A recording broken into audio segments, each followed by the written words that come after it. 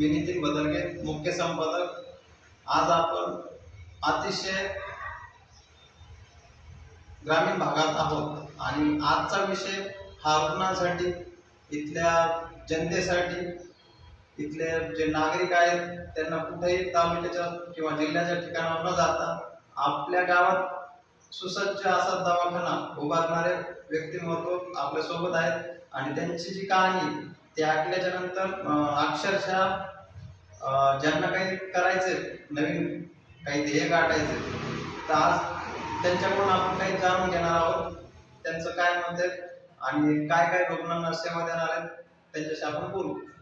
Sir, आपलं नाव काय, सुरुवातीला तुमचा परिचय सांगा। हाजी अहमद, केंद्री गावाचा रहिवासी असतो। अच्छा, शेख अहमद रतन मला म्हणतात। अच्छा, माझं नाव हाजी अहमद आहे।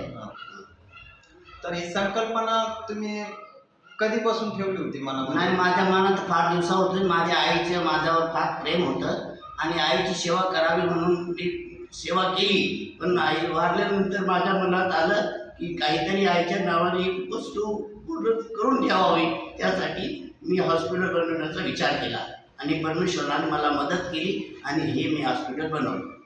बघा, आज आपण दवाखान्यामध्ये जातो किंवा इतर ठिकाणी जातो, येणारा माणूस हा कालांतराने एक्सपायर होणार किंवा मृत्यू पडणार हे सत्य आहे।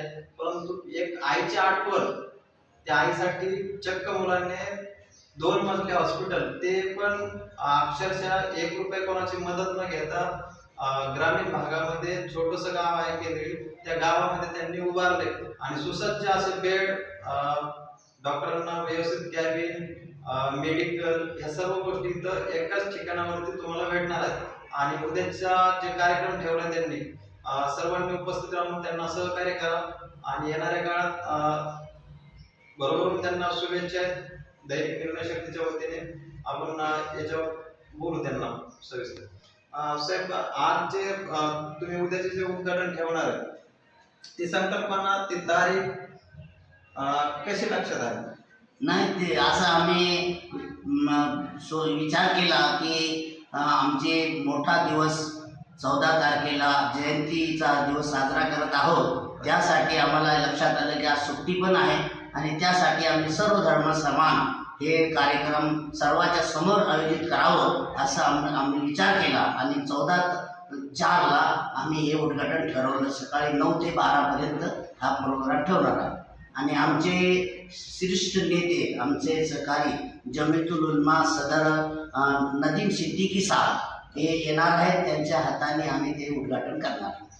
बघू शकता आपण जे दैनिक निर्णय शक्तीमध्ये बातमी प्रकाशित केली होती की असं जालना जिल्ह्यामध्ये कुठंच नाही घडलं की इतर 14 एप्रिलच्या जयंती अध्यक्षपदाचाही दावेदार हा मुस्लिम समाजाचा आहे आणि ह्या गावाने दाखवून दिलंय की धर्म, जात, सगळ्या गोष्टी बाजूला ठेवून सर्वांनी एकत्रित येऊन कोणतेही कार्यक्रम घडून आणले तर लोकांत संदेश खूप छान जातो आणि त्याच्यातून व्यवस्था जी निर्माण होणारी आज तरुण पिढी, तिला कुठेतरी